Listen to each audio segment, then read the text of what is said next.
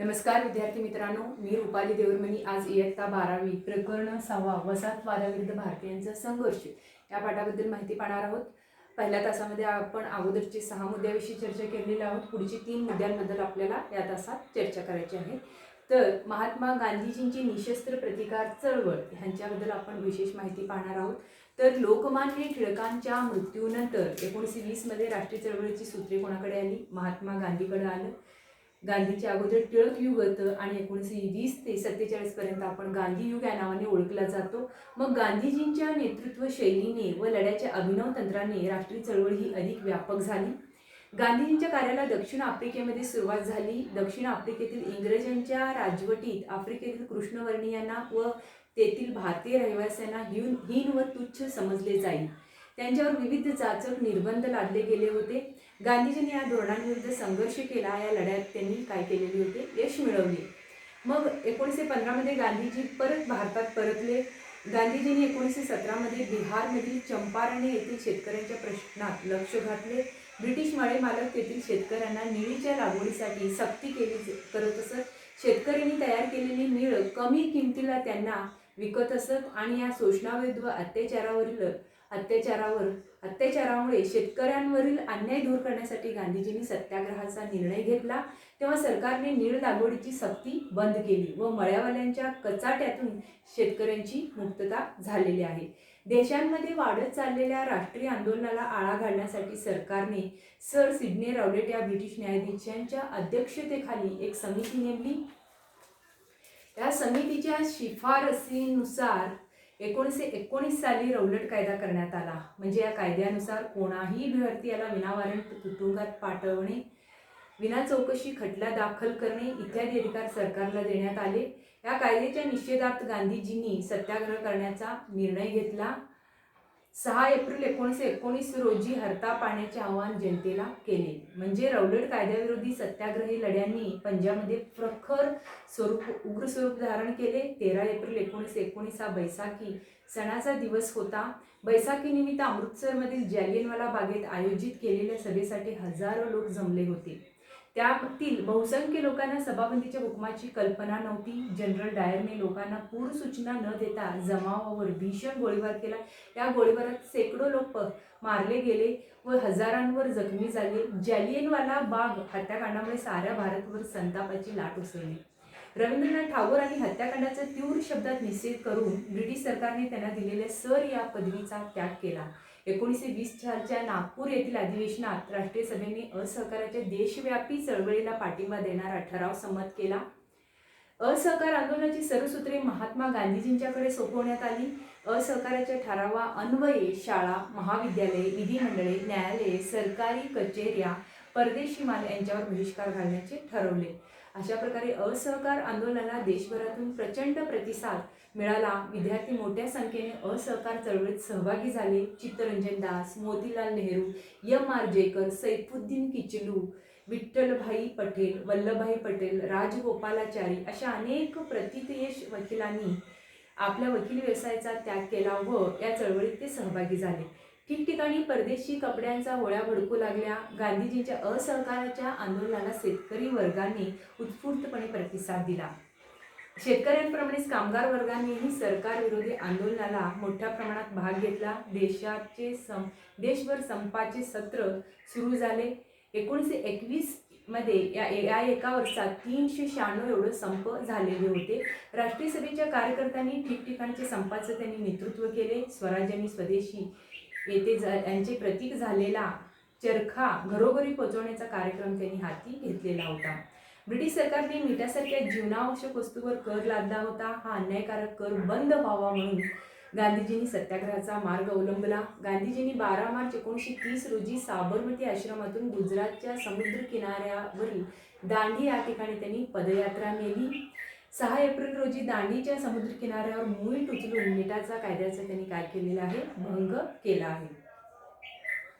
पुढचा आहे आझाद हिंद सेना याविषयी आपण माहिती पाहणार आहोत।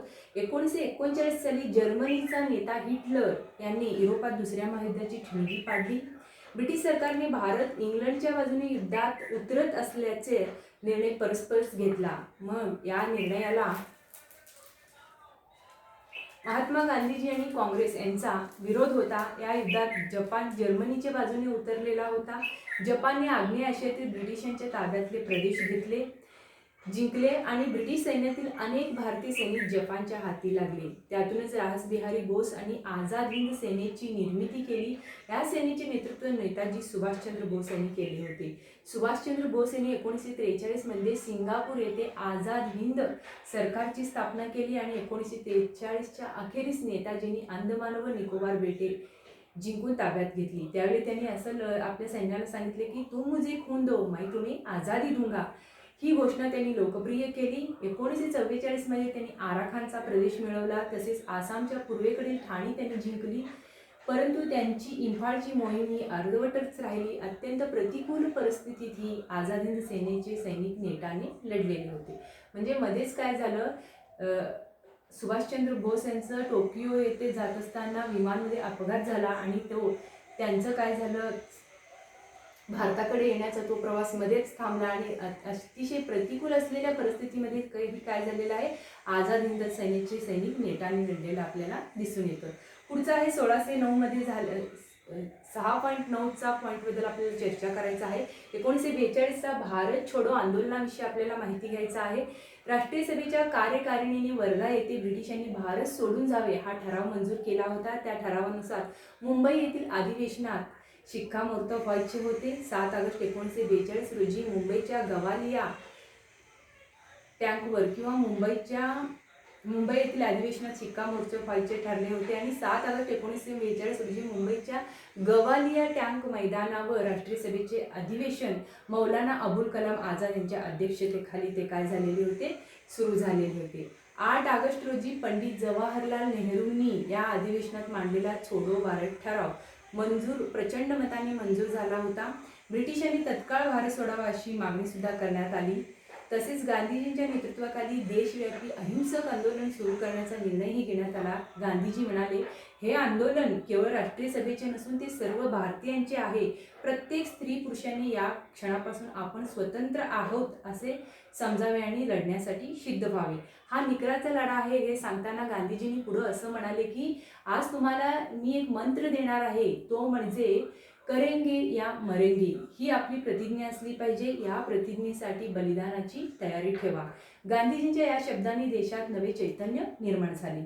आंदोलन सुरू होण्यापूर्वीच ते चिरडून टाकण्याचा सरकारने प्रयत्न केला. 9 ऑगस्टचा दिवस उजाडण्यापूर्वीच गांधीजी, मौलाना आझाद, पंडित जवाहरलाल नेहरू, वल्लभभाई पटेल इत्यादी प्रमुख नेत्यांना अटक करण्यात आली. सरकारने सभा, भाषणे, मोर्चे, निदर्शने यावर बंदी घातली. राष्ट्रीय सभेची देशभरातील सर्व कार्यालये ताब्यात घेतली. महाराष्ट्रातील चिमूर, आष्टी, यावली, महाड, गारगोटी इत्यादी अनेक गावातून आबालवृद्धांनी नेटाने आणि असीम धैर्याने दिलेले लढे हे अविस्मरणीय ठरले. 1942 सालच्या अखेरीस जन आंदोलनाला नवे वळण लागले.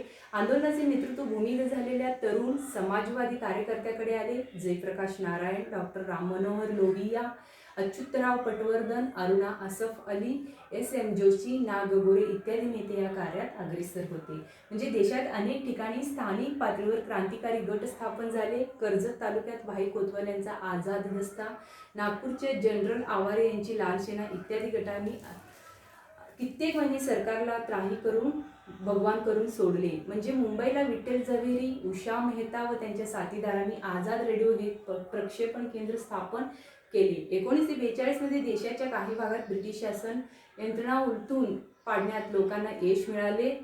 बंगालमधील मिदनापूर जिल्ह्यात, उत्तर प्रदेशातील बलिया व आजमगडच्या भागात, बिहारमधील भागलपूर व पूर्णिया जिल्ह्यात लोकांनी ब्रिटिश अधिकाऱ्यांची हकालपट्टी केली आणि तेथील राज्यकारभार आपल्या हाती ते घेतला आहे. क्रांतिसिंह नाना पाटील यांनी महाराष्ट्रात सातारा जिल्ह्यात प्रति सरकार 1942 मध्ये स्थापन केले.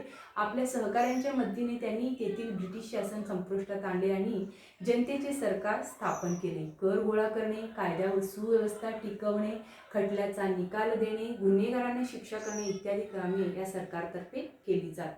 इतिहासाचे साधन मौखिक साधनेविषयी आपण माहिती पाहणार आहोत। 1942 नंतरच्या बंगालमध्ये दुष्काळ पडला होता। या काळात बंगालमध्ये क्रांतिकारकांनी राष्ट्रीय सरकार उभारले। या सरकारच्या नेत्यांनी आपल्या अनुयायांसमोर एक आदर्श घालून दिला।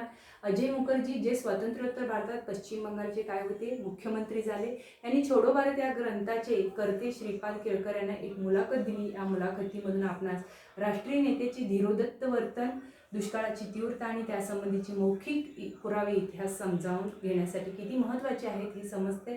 मुलाखतीतील त्यांचे पुढील वाक्य महत्त्वाचं आहे। दुष्काळाच्या काळात सतत 9 महिने आम्ही संबंध दिवसात फक्त 3 छटाक बाण व थोडीशी डाळ खाऊन काढले। म्हणजे एक छटाक बरोबर 9,33,105 किलो असून 16 छटाक बरोबर 1 शेर आहे, तर 1 छटाक बरोबर पावशेरपेक्षा कमी एवढी, म्हणजे 3 छटाक म्हणजे पावशेरपेक्षा थोडे कमी धान्य खाऊन किंवा अन्न खाऊन ते दिवस काढलेले दिसून येतात। या काळात भारतातील ब्रिटिश सत्तेचा पाया काय झालेला होता, खिळखिळा झालेला होता। छोडो भारत आंदोलनातून भारतीय जनतेचा प्रखर विरोध ब्रिटिश व्यक्त करत होते। या सर्व घटनांमुळे यापुढे फार काळ भारतात आपली सत्ता टिकवता येणार नाही याची जाणीव ब्रिटिश राजकर्त्यांना झाली। ब्रिटिश साम्राज्याच्या शेवट त्यांना डोळ्यापुढे दिसू लागला। त्यात फेब्रुवारी 1946 मध्ये मुंबई येथे झालेल्या नाविकांच्या उठावाने भर पडली। भारतीय स्वातंत्र्य दृष्टिक्षेपात असताना बॅरिस्टर मोहम्मद अली जिन्ना व त्यांच्या मुस्लिम लीग या पक्षांनी स्वतंत्र राष्ट्राचा आग्रह धरला। देशभर अनेक ठिकाणी धार्मिक दंगली उसळल्या। त्याचे पर्यवसन भारताच्या फाळणीत होऊन ऑगस्ट 1947 मध्ये भारत आणि पाकिस्तान ही 2 स्वतंत्र राष्ट्रे अस्तित्वात आली।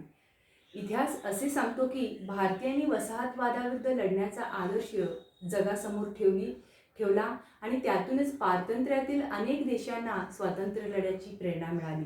स्वतंत्र भारताचे संविधान 26 जानेवारी 1950 रोजी अंमलात आले। डॉक्टर बाबासाहेब आंबेडकर हे भारतीय संविधानाचे शिल्पकार आहेत। ब्रिटिश साम्राज्यशाही विरुद्ध लढताना स्वातंत्र्य, समता, बंधुता व लोकशाही या मूल्यावरील निष्ठा भारतीयांनी उराशी बाळगल्या होत्या। ही मूल्ये भारतीय संविधानाचा पाया आहेत। नमस्कार।